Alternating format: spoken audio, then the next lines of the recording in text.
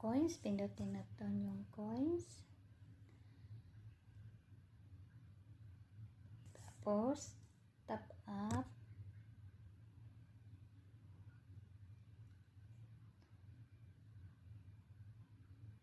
Human, kita ka na USDT, nakabutang ana. Pindutin mo USDT, tapos copy link. I-copy mo, tapos back. Ari ka sa points.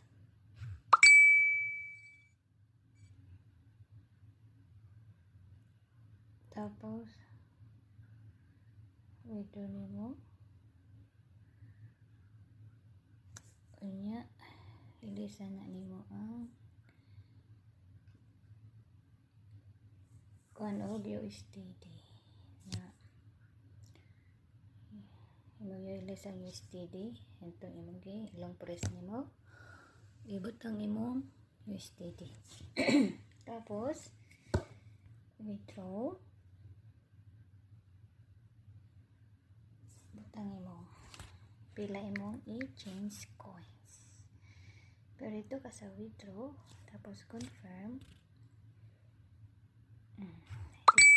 Tapos exchange coins. Pindutan mo exchange coins. Tapos password. Tadang! Nana dari sa coins trading mo. Tadang! Okay? Okay. Thank you.